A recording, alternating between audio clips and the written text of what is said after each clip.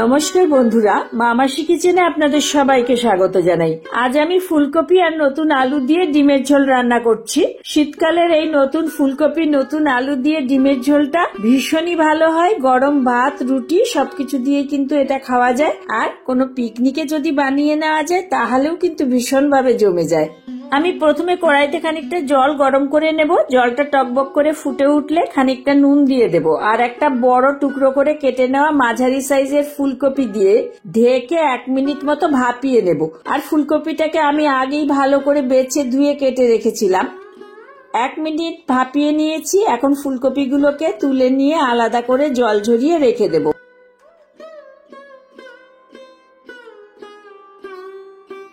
কড়াইতে 2 চামচ মতো সরষের তেল গরম করে নেব। হালকা গরম হয়ে গেলে তাতে দিয়ে দেব আধা চা চামচ নুন আর পুরোটা তেল কড়াইতে ভালো করে লাগিয়ে নেব। এবার প্রথমে আমি ফুলকপিগুলো ভেজে নেব। ফুলকপিগুলো কড়াই দিয়ে অল্প একটু হলুদ গুঁড়ো দিয়ে ভাজবো। মাঝারি আঁচে ফুলকপিগুলোকে একটু ভালো করে ভেজে নিতে হবে, না হলে ফুলকপির স্বাদ ঝোলে ভালো লাগবে না। আমি 8টা ডিম সিদ্ধ করে রেখেছি। এই ডিমগুলোকে একটা ছুরি দিয়ে একটু একটু করে চিড়ে দেব যাতে রান্নার সময় না ফাটে আর ঝোলের স্বাদ ডিমের মধ্যে ঢোকে। এবার আবারও কড়াইতে 2 চামচ মতো তেল গরম করে নিয়ে তাতে আধা চা চামচ নুন দিয়ে দেব। তেলটা পুরো কড়াইতে ভালো করে লাগিয়ে নিয়ে ডিমগুলো দিয়ে দেব। ডিমগুলোর ওপরে অল্প একটু হলুদ দিয়ে দেব। ডিমগুলোকেও হালকা করে ভেজে নেব। ডিমগুলো ভাজা হয়ে গেছে। এবার এখন সেগুলোকে তুলে নেব। এবার কড়াইতে কয়েকটা সিদ্ধ করা নতুন আলু দিয়ে ভালো করে ভেজে নেব। কড়াইতে যে তেলটা ছিল তাতে আরো 1 চা চামচ তেল দিয়ে গরম করে নিয়েছি। এবার এতে আধা চা চামচ চিনি দিয়ে দেব। রান্নার প্রথমে তেলের ওপর চিনিটা দিয়ে গলিয়ে নিলে রান্নার রংটা সুন্দর হয় আর রান্নার স্বাদটাও ভালো হবে। চিনি একটু গলতে শুরু করলে আমি ফোড়নের জন্য দিয়ে দেব 2টো তেজপাতা, একটু দারচিনি, 4টে লবঙ্গ আর 4টে ফাটানো এলাচ। ফোড়নটা 40-45 সেকেন্ড একটু নেড়ে নিয়ে একটা পেঁয়াজ বাটা দিয়ে দেব। পেঁয়াজ বাটাটা একটু কষিয়ে নিয়ে দিয়ে দেব 1 চামচ আদা বাটা আর 1/2 চামচ রসুন বাটা। আদা রসুনটা একটু কষিয়ে নিয়ে দিয়ে দেব একটা টমেটো পিউরি। একটু নেড়ে নিয়ে 1 মুঠো মটরশুঁটি আর স্বাদ মতো নুন দিয়ে দেব। এবার এগুলোকে একসঙ্গে ভালো করে কষাবো যতক্ষণ না মশলা থেকে তেল ছেড়ে বেরিয়ে আসে। এ সময় আমি একটা মশলার পেস্ট তৈরি করে নেব। দেখুন আমি এখানে 2 টেবিল চামচ টক দই ফেটিয়ে রেখেছি।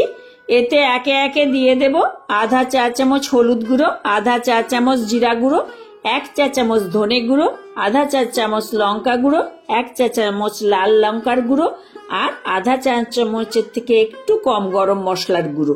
এবার এগুলো সব একসঙ্গে ভালো করে ফেটিয়ে নিয়ে রেখে দেব। আমি ভালো করে ফেটিয়ে মশলাটা রেডি করে নিয়েছি। আপনারা রান্নার শুরুতেই মশলাটা তৈরি করে রেখে দেবেন, তাহলে মশলার স্বাদটা আরো ভালো আসবে। এদিকে দেখুন মশলাটা ভালো করে কষে গেছে।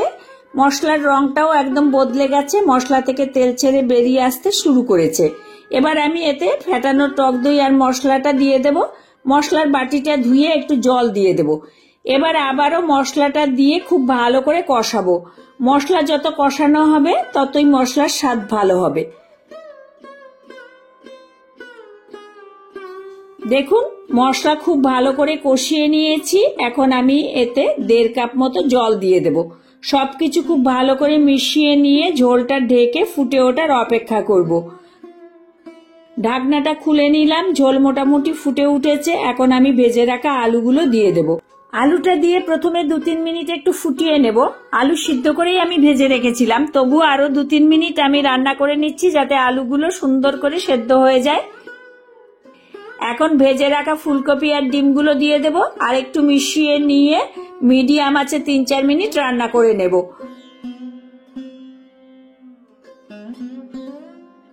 আমি 3-4 মিনিট মতো রান্না করে নিয়েছি। ফুলকপি আলু সব সেদ্ধ হয়েই গেছে।